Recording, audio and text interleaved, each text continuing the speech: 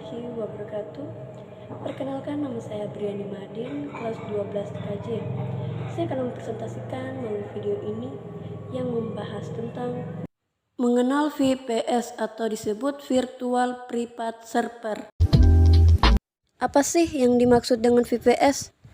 VPS adalah singkatan dari Virtual Private Server, yaitu salah satu layanan web hosting yang menggunakan teknologi virtualisasi dan menyediakan resource khusus atau secara pribadi di server, meskipun digunakan oleh lebih dari satu user. Adapun dengan jenis-jenis VPS, yaitu yang pertama OpenVSet.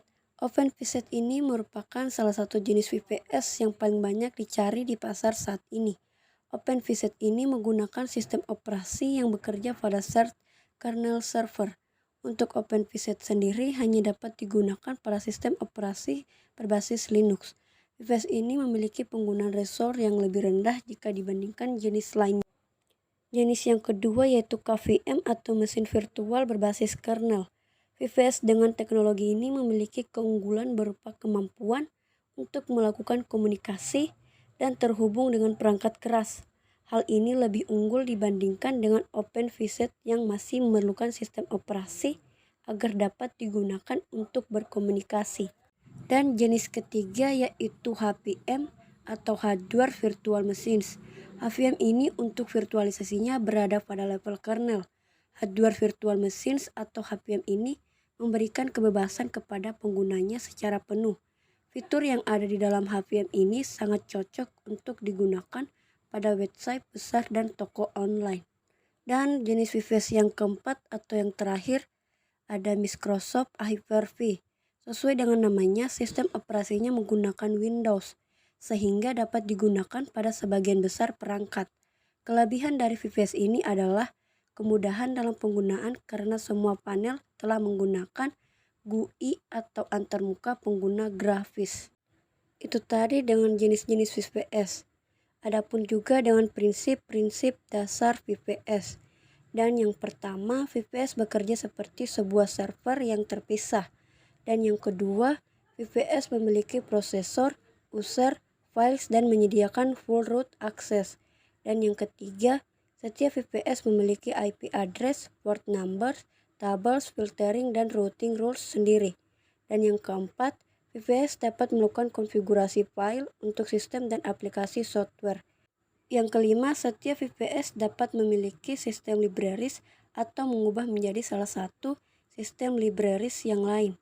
Dan yang terakhir atau 6, setiap VPS dapat delete, add, modify file apa saja termasuk file yang ada di dalam root dan menginstal software aplikasi sendiri atau mengonfigurasi root application software. Nah, bagaimanakah cara kerja dari VPS itu?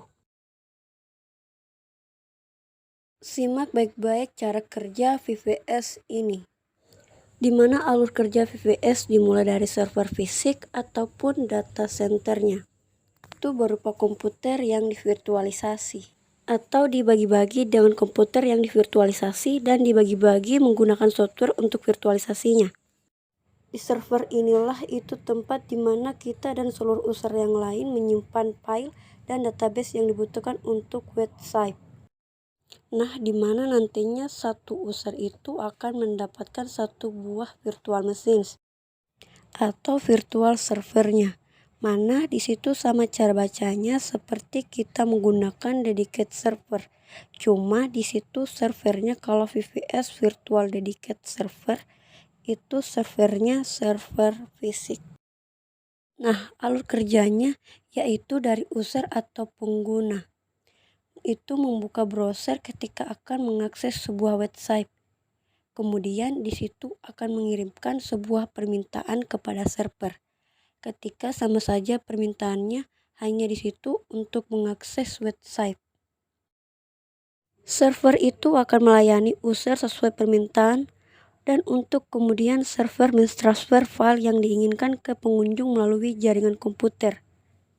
Jadi intinya di situ ada proses penerima dan pengirim service dari yang namanya VPS di sini. Ketika kita mengunjungi sebuah website, kita akan menunjukkan dimasukkan ke VVS, di mana file-file websitenya tersimpan. Jika sudah diterima oleh VVS, akan dikembangkan ke user atau ke kita yang sedang mengakses websitenya, di mana pengembalian file di situ akan menampilkan isi dari sebuah website yang kita kunjungi. Jadi untuk VVS itu tugasnya adalah menerima dan mengirimkan servis kepada user.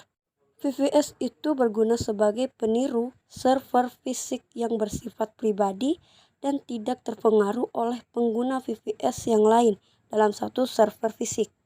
Karena di situ penggunanya otomatis sudah mempunyai server virtual itu sendiri. Tidak sama seperti shared hosting, di mana satu server dipakai oleh beberapa user. Tadi pemaparan materi dan saya akan menutup presentasi ini.